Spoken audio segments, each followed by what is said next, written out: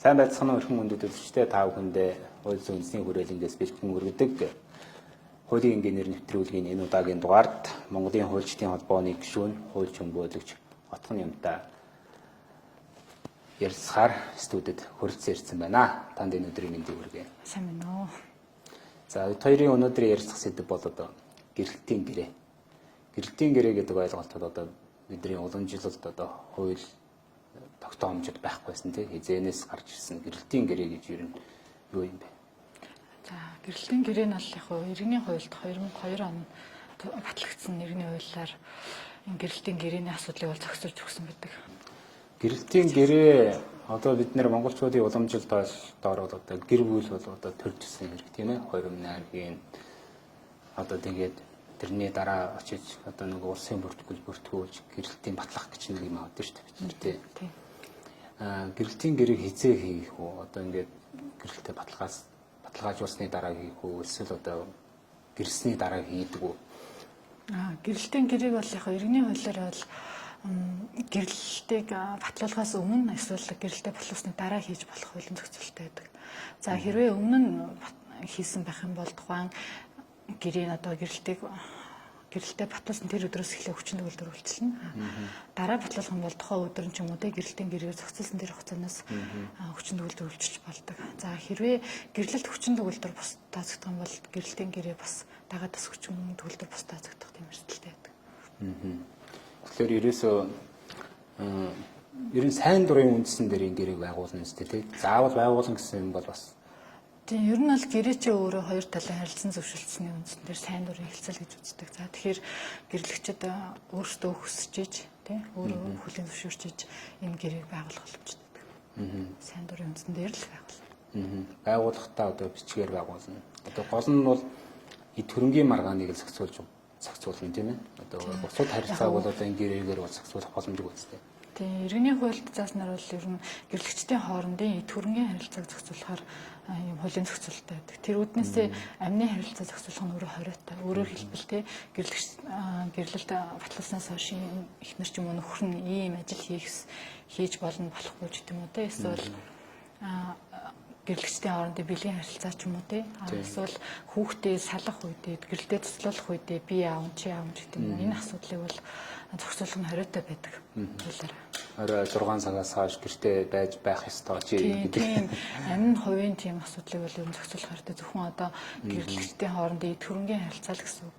Тухайн үед одоо гэрлэлт цуцлуулах үед эд хөрөнгөө одоо хуваарьт хөрөнгөө хэрхэн хуваарлах уу? За гэрлэгчдийн хоорондын дундын эд хөрөнгийг хэрхэн хуваарлах уу те? Хуваарьт хөрөнгөд яг аль хөрөнгийг авч үзэх юм жишээлбэл одоо эцэг эхээс өвлөж ирсэн хөрөнгө бол тэр хүний тухайн хуваарьт хөрөнгө байдаг тий. Өөрийнхөө гэрэл батлуулахаас өмнө бий болгосон тэр хөрөнгө бол бас тухайн хүний хуваарьт хөрөнгө байдаг. Тэгэхээр энэ нь одоо жишээлбэл гэрлэлтийг батлуулснаас хойш 1 жилийн дараа ч юм уу 2 жилийн дараа гэрлэлт цуцлах үед дундын эд хөрөнгөтэй холилдох эрсдэл байдаг болохоор эндээс урьдчилан сэргийлэх зорилготой л энэ гэрлэлтийн гэрээг ер нь байгуулдаг. Одоо энэ хосуудын хоорондын нөгөө хайр сэтгэлийн асуудал сөргөөр нөлөөлөх үү? Одоо энэ гэрэлтийн гэрээ. Жишээлбэл одоо бид нэр итгэлцэл дээр хайр гэр бүл тогтдог гэж үздэг уламжид бол ойлголттой. Тэр нь ч зөв баг. Одоо ингээд за одоо хоёулаа ингээд сайхан хорим хийсэн чи маргааш нь за одоо гэрээ байгуулъя. Гişтэй. Тэгэхээр одоо нөгөө талаас сөрөг ойлголтыг нийгэм төрүүлэхгүй. Яг гоо тийм. Монголчуудын хувьд нөгөө амны билээс хаштай бэлэг гэдэг нэг үг байдаг шүү дээ. Тэгэнгүүт дөнгөж гэрэлтээ батлуулж иж эрсдлээ тооцоолол тий салахаа бэлдээд байгаа юм шиг нэг иймэрхүү ойлголт байсан. Угаасаа одоо ч гэсэн зарим тохиолдолд байдаг тий. Гэхдээ саяхан нөгөө статистикийн хорооноос нэг юм судалгаа хийсэн байт юм лээ. Тэр судалгаан дээр бол гэрэлтийн гэрээ ер нь байгуулах нь зөв үү буруу юу гэсэн юм асуудын дундаас юм судалгаа аваад судалгаанд оролцсон асуудын 50% нь бол гэрэлтийн гэрээ байх нь зөв үү гэж судалгаанд хамрагдсан. Тэр энэ үр дүнгээс харахад бол ерөнхийдөө Монгол улсад бас харьцангуй гэрэлтийн гэрээг бас зөв талаас нь ойлгоод хэвших юм практик бас үүсэж гинүү гэж би бол хараад байгаа юм. Тэгэхээр анх бол яг уу тэр үднэсээ буруу талаас нь хүлээж аваад хүлээн зөвшөөрөхгүй ийм нөхцөл байдалтай байсан бол одоо бол харьцангуй нийгэм эдийн засаг хөгжихийн хэрээр хүмүүсийн сэтгэлгээ бас хөгжөөд энийг бол нэг хоцчргүй тийм байж болохгүй асуудал гэж хүлээж авахаасаа илүү нэгэнт одоо ингээд гэр бүл харилцаа үүсэж байгаа тохиолдолд бол эргээд ингээд гэрэлтийн хоорондын хөрөнгөө бас ингээд салах үедээ хэрхэн яаж зохицуулах вэ? Бүр салах гэдэг байгаа биш үү? Ер нь яг хин хиндээ ихтгэлцэл өгж байгаа асуудал бас нэг талаараа магадгүй ингээд цэвэр ингээд хайр сэтгэлтэй ихтгэлцэл гэж ингээд зүгээр амаар ярьж явахаас илүү тэр ихтгэлцлийн өөрөө хуулийн хүрээнд хуульд нийцүүлээд батлуулчихж байгаа нь өөрөө бас нэг талаараа илүү нөгөө хайр сэтгэлийн харилцаанд нь зөв талаас нь нөлөөлөх бас боломжтой. Тэгэхээр энийг бас шууд тэр талаас нь бас ойлгоод бол тийм байх гэж байна. Ер нь бол 2002 онд гэр бүлийн тухай хууль батлагдсан тийм ээ. Энд бол одоо тодорхой хэмжээний залтаар энийг бол зохицуулж өгсөн. Одоо бол гэрэлтийн гэрээ гэдэг нь шинэ ойлголт юм байна тийм ээ. Одоо энэ яригдж байгаа гэр бүлийн тухай хуулинд бол хуульчилж оруулах гэдэг юм байна тийм үү? Тийм. Одоо 2002 оны иргэний хуулийн дээр гэрлэгчид хоорондын эд хөрөнгийн харилцааг зохицуулах гэрээ гэдэг нэвшлэр байдаг 132 дугаар зүйл дээр. Тэнгүүд гэр бүлийн тухай хуулийн дээр болохоор 4-р бүлэг дээр нь гэрлэгчдийн хоорондын эд хөрөнгийн харилцааг иргэний хуулиар зохицуулна гэсэн нэг л залт өгсөн. Шинжилсэн гэр бүлийн тухай хуулийн шинжилсэн найруулга одоо ингээд батлагдах гэдэг хэлцүүлийн шатн дээр явж байгаа. За энэ гэр бүлийн шинжилсэн найруулга дээр юу гэж явж байгаа гэхээр 4-р бүлэг нь өөрөөр эргээд бүр ингээд дэлгэрүүлсэн байдалтай нэлээд тийм наривчсан зохицуулалтад ороод ирж байгаа.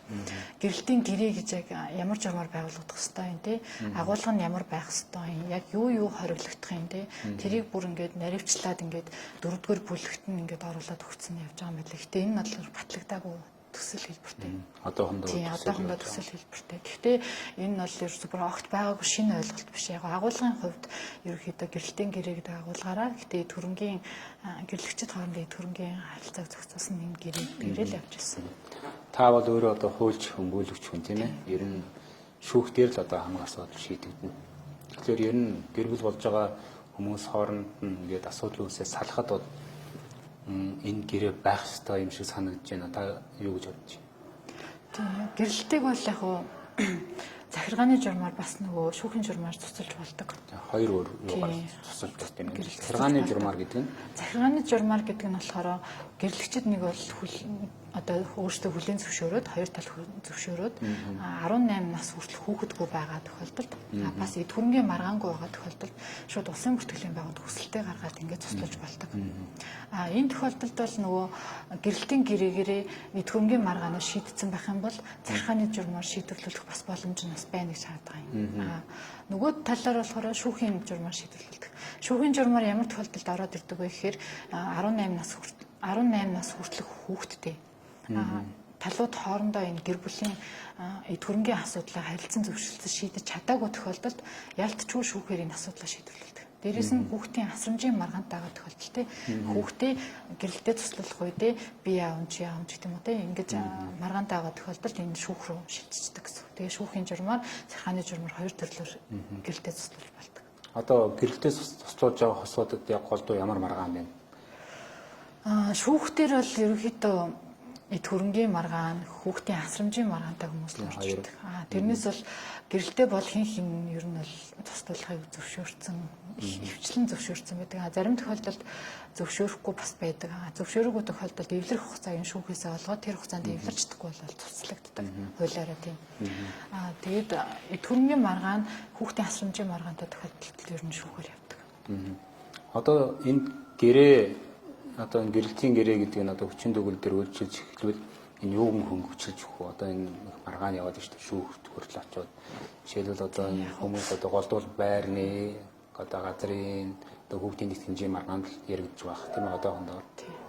Ер нь бол юу яадаг одоо гэрэлтийн гэрээр өөрөө эд хөрөнгийн асуудлыг зохицуулж өгнө гэж байгаа. Тэр үднээсээ одоо шүүхээр гэрэлтэд цуцлуулах үедээ яг эд хөрөнгөө хэрхэн яаж шийдвэрлэх вэ гэдгийг талууд гэрлэгчид хоорондоо зохицсон байх юм бол энэ нь шүүхийн шатн дээр шүүх тэр гэрээг нь үндэслэж шийдвэрлэждэг. Тэгэхээр зөвхөн шүүхтэр одоо гэр бүл хүүхдийн асрамжийн маргаан, эд хөрөнгийн маргаан гэх хоёр маргаан байлаа гэж бодоход асрамжийн маргааныг нь шүүх шийдвэрлээд гэрэлтэй эд хөрөнгийн маргааныг бол гэрээгээр зохицсон тохиолдолд гэрээнд нь үндэслээд шийдвэрлэх юм боломж бүрдэнэ гэсэн үг. Харьцангуй нөгөө нэг хэрэг хянан шийдвэрлэх ажиллагаанд хугацаанд тал дээр шүүхээр шийдвэрлэх ч өөрөө бас удаан хугацаа шаарддаг байхгүй айгүй нэлийн удаан 6 ба түүнээс дээш сар явж зарим нь бараг 2-3 жил явж чинь гэрэлтийн маргаанаа шийдвэрлэх боломжтой байдаг Монгол улсад л.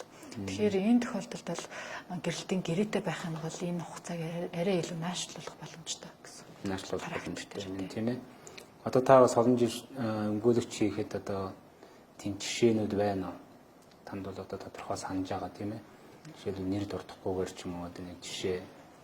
Тийм яг яг гэрлэлтийн гэрээтэй талууд одоо гэрлэгч нар шүүхээр ер нь ховор байдаг Монгол улсад.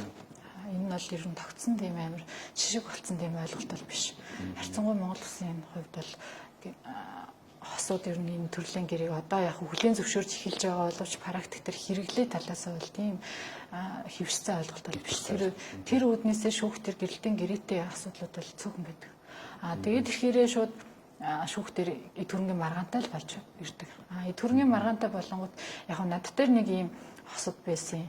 Эхнэр нөхөр хоёр ингээс салах гээд шүүх төр маргаанаа үүсгэж байгаа. Тэнгүүд нөхөр нь энэ хүн чинь надтай 10 жил амьдрахтаа нэг удаа ажил хийж үзээгүй. Тэгэхээр би бол одоо ингэж хөрөнгөөсөө болон цагаар заасч өгөхгүй. За би бол ер нь бол хоосон л дээ. Тэгэхээр би бол энэ хөрөнгийг бүр өөрийнхөө чадлаар өөрийнхөө ажил хөдөлмөр хийж ингэж би болгосон. Тэгэхээр би бол ямар ч хөрөнгө бол үлдээхгүй гэдэг байр суурьтай тэр хуралдаанд ордог гэсэн.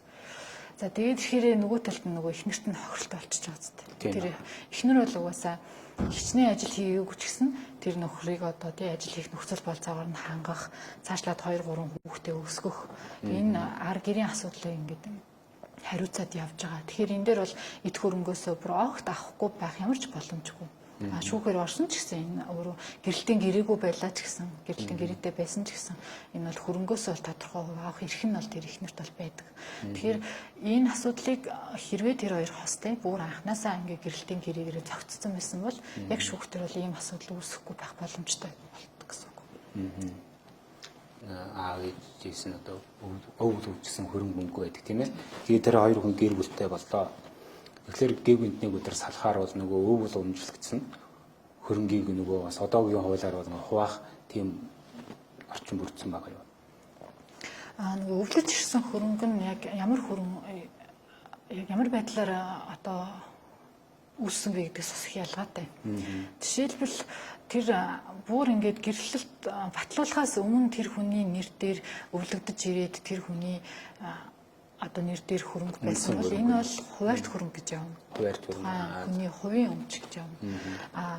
Хэрвээ гэрэлтэй батлуулснаас хоошоогоо тийм гэрэлт батлуулж байгаа шүү дээ. Тэндээсээ хоошоогоо ингээд тэр хөрөнгө өвлөгдөж ирэх юм бол гэрэлснээс хойших би хөрөнгө гэж үзээд энэ бас дундын хөрөнгө болох эрсдэл бас байгаа гэсэн үг. Тэгэхээр тухайн асуудал дээр гэр бүлийн гэрээ байгуулад энийг яг одоо миний эцгийнхээс өвлж байгаа юм чинь миний хуваарьт хөрөнгө гэж үзэх үү? Эсвэл хоёулаа хамтдаа энийг дундын хөрөнгө гэж үзээд салах үед ижлэхэн тэнцэн хувааж авах уу гэдэг асуудлаа гэр бүлийн одоо гэрэлтийн гэрээгээрээ зохицоод шийдэж өгч өгнө зүгээр тийм байдаг.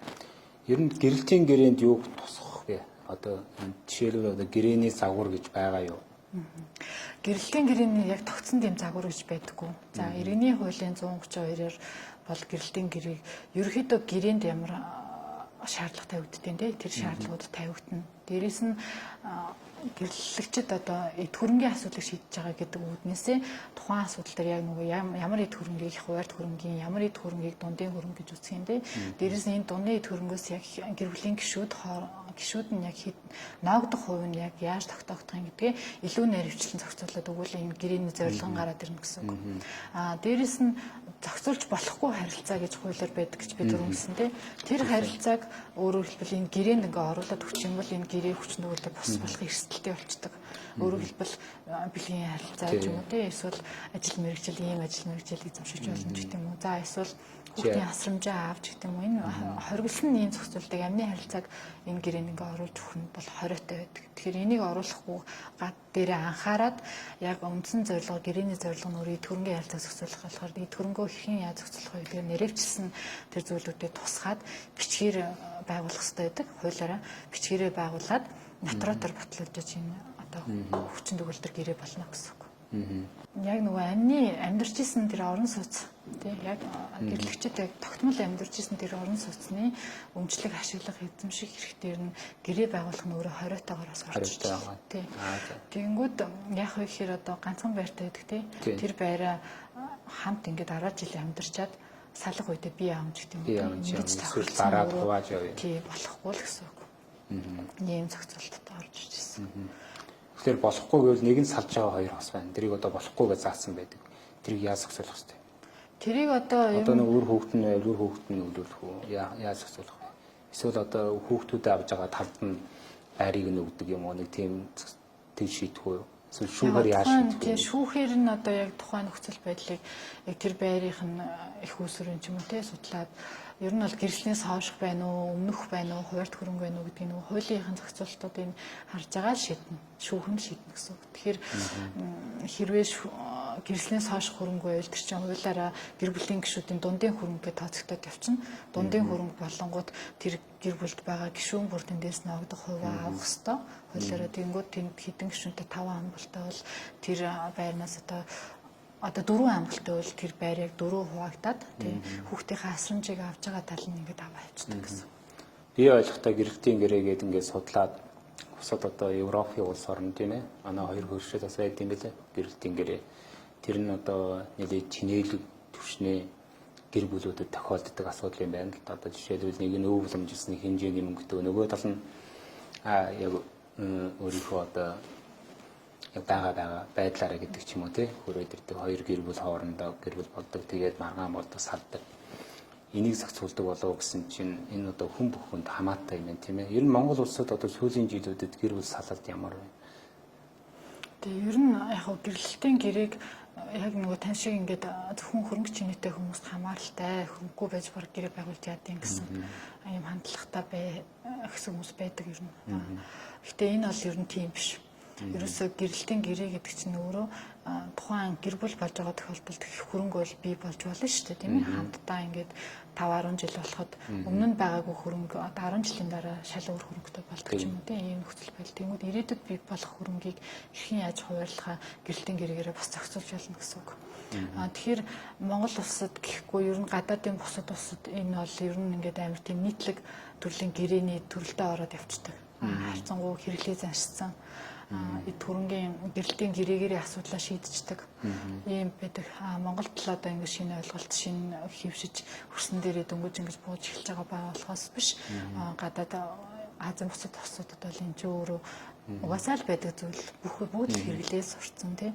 Хичнээн одоо гэрээтэй байсан гэсэн шүүхтэрээ очиод энэ гэрээ бол тухайд ийм хөрөнгөтэй байсан тийм. Хэрэгэд ийм одоо хөрөнгө нэмэгдсэн энэ асуудлыг бол ингэ зохицуулна гэх юм уу энэ байдлаар бас зохицуулаад явчих боломжтой байдаг. Гэрээний гэрлэлтийн гэрээний үндсэн зорилго нь бол ерөөсөө гэрлэгчид хоорондын эд хөрөнгийн харилцааг зохицуулах үндсэн зорилготой байдаг. Тэр үднээсээ бол шүүхтэр одоо ингээд маргаан үүсгэр шүүхтэр гэрэлтэд туслах асуудал ингээ үүссэн тохиолдолд гэрлэлтийн гэрээтэй байх юм бол энэ өөрөө эргээд эд хөрөнгийн маргаан үүсгэхээс урдсан сэргийлэх ач холбогдолтой байдаг. Юм учраас одоо гэр бүл болж байгаа хүмүүс хоорондоо сайн ярилцах, зөвшөлдсөх хэрэгтэй юм байна тийм ээ. Тэн гэрээг ерөөсөө шууд ингээд салхтай бэлтэж байгаа зүйл гэж харахаасаа илүү эсэргээрээ бие биендээ итгэлээ яг ингээд хуульчилж өгж байгаа, албажуулж өгж байгаа хэлбэр гээд харьцвал илүү амархан болно гэж би бодоод идэв. Зүгээр яг нэгэнд одоо гэр бүл барьж байгаа юм чи өөрөг хариуцлах хүлээн хүүхдүүдийнхээ өмнө ч гэсэн тийм ингээ хин нь ингээ хариуцлах хүлээгээд олон жил хөдөлмөрлөөд бий болгоцсон энэ хөрөнгөө салах үедээ одоо гэлдээ цуцлуулах үедээ шударгаар хуваах энэ нөхцлөөл тогтоож байгаа асуудал. Тэгэхээр энэ дээр бол аль талаас нь харах вэ гэдгийг харах өнцгөө өөрчилжүүл бас нэг бас зөв талаас нь хараад үзчихвэл энэ бас ер нь байх ёстой зүйл гэж хараад байгаа. За бидний урилгыг хүлээн авч хөрс ирсэн танд баярлалаа. Таны цаашдын ажил хөдөлмөрт өндөр амжилт хүсье. За данд ч гэсэн баярлалаа. Эрхэм үнэт үзэгчдээ та бүхэндээ хуулийн үндэсний хүрээлэнгээс бэлтгэн өргөдөх хуулийн инженер нэвтрүүлгийн энэ удаагийн дугаард гэрэлтийн гэрээний тухай ярилцлаа. Дараагийн дугаард уулзтлаа. Түр баярлалаа.